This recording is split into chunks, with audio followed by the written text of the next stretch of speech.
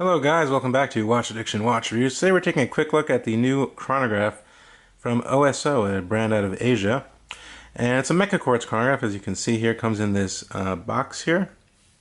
And if you go ahead and remove the box, as you can see here inside the box you get a warranty card, which is an international warranty, OSO Watch Co. Just paper, nothing too fancy there.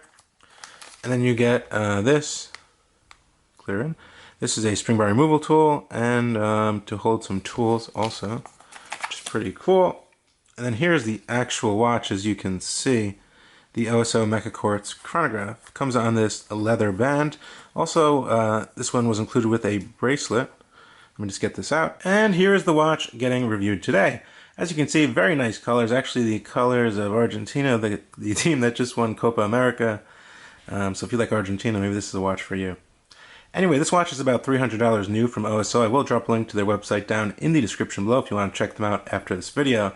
Basically, it's a solid 316L stainless steel, kind of vintage styled case. It's kind of like a 70s tonneau case shape. It has a Mecha Quartz hybrid movement. Most of you guys are pretty familiar with those. It's a chronograph. Has some nice features as well. So the case itself, let me get you a good look at it. It's crafted of solid 316L stainless steel. It's pretty much brushed all around, as you can see here. Besides the bezel, which is highly polished on the sides, as you can see there, and you get a nice streak of polishing as well on each side over here. And you can see that nice sapphire crystal with anti-reflective coating, which is domed. And yeah, here are your pushers over here, which are flat. Then you have a pull and push crown as well, which is signed with their logo. But yeah, very unique case. Obviously a vintage design, vintage style. If you look at some of the old kind of Tissot chronographs from the 70s, definitely they do look a little bit like this, which is pretty cool. Comes on this genuine leather brown band. But let me give you a look at the specifications and the size actually of this watch. So we're looking at a solid 316L stainless steel case, like I stated. We do have 100 meters of water resistance, which is pretty nice for a chronograph. I do approve of that. If you want to take it in the pool, you should have no issue with this one. Definitely not on this band though. It's 40 millimeters across in terms of diameter. It's only 12 millimeters thick, and it's a chronograph. They're able to keep it that slim by using that slim quartz slash hybrid movement. We do have a 46.5 millimeter lug to lug distance, so it's not a huge watch. It's very nicely sized, but it has some very nice dial presence on the wrist. The domed sapphire crystal, like I stated, has anti-reflective coating, and the legibility is definitely very good on this one. Getting a little closer into the dial, you can see that nice light blue color and an off-white. You have applied markers, a tachymeter on the chapter ring.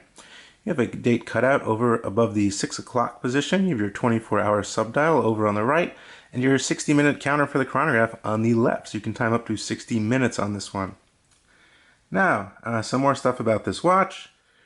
It does come on this genuine leather band, as you can see here, which is 20 millimeters. Easy to swap out. I believe this one is quick release, and indeed it is. So very easy to swap out. Honestly, not the best quality genuine leather band. It's pretty stiff. Has a nice soft feel to it, but it's just very stiff. I don't know why. I do have a bracelet to show you though, which is pretty nice. Anyway, the case back is really cool on this one, as you can see. It does have a nice little kind of space picture over here. You can see the mountains, all the planets going around, which is very cool. Special edition, stainless steel. I think the case back is very nice, screwed down as well with a circular brushing. Now to actually function this movement, you can see the movement is running already, but there's no running second, so you would not know that. So you have a pull and push crown here. One position I can pull out. We get a quick set date. Very legible in that window. Final position. We can set the time here. We have loomed hands. There is loom as well on these applied markers. Push that back down and you're all good to go. As simple as that. Now the chronograph, as you can see, it's going to sweep because we're using the Seiko VK64 Mecha Quartz movement, so you get a kind of a chronograph actuation over here with a couple of jewels.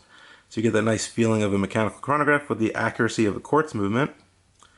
That sweeps, you can stop it, and then reset it, and it flies right back. Everything lines up very nicely. Now we do have some superluminova on here, and I did light it with the torch. As you can see, the loom isn't super bright, but it does glow nicely on the hands and the 3 and 9 area, which I thought was very nice.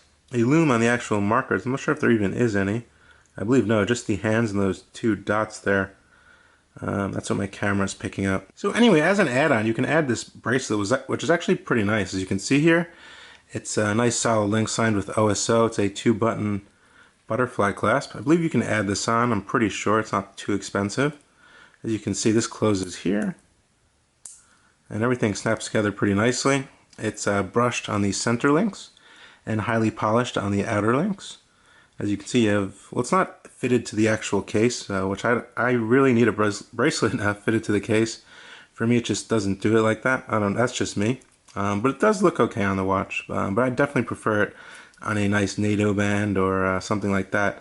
It also is using double-sided screws, I believe. That's why it does include 2 screwdrivers to separate the band, which can be a pain sometimes, but it's definitely doable.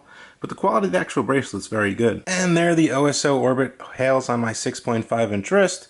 Very nice feeling on the wrist. Like I said, the band's a little stiff. It has a nice signed buckle as well.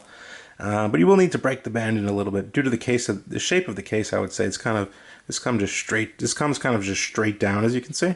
So you definitely have to break this band in for a good week or two, and then it'll definitely be pretty comfortable. But lug to lug across my wrist at the top, it fits very nicely.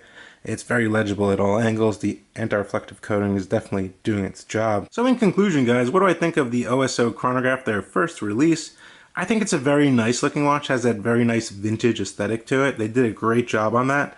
The case itself is very nicely cut. There are no sharp edges or anything like that. It's a very nice design. And there aren't a lot of brands, producing 70s style to no cases. So if you're a vintage watch guy, I think definitely this is something to look at. It's not too expensive at $300 with the VK64 Mecha Quartz movement, sapphire crystal, 100 meters of water resistance. And the actual dial itself, which I did not mention, is actually made of enamel, which is a bit more expensive than a standard dial. It has a more kind of luxurious look, as you can see, which is pretty cool. But other than that, there are no quality control issues or anything like that. It's a pretty decently made chronograph. I think it's a good release for their first watch. I wonder what they have for the future planned. I'll keep you guys updated. Yeah, just a very nice, simple 70s to no style case chronograph from OSO. Let me know what you guys think about this watch down in the comment section below, and we'll talk a little bit more down there. This is Watch Addiction Watch Reviews, and I'll see you on the next one. Bye.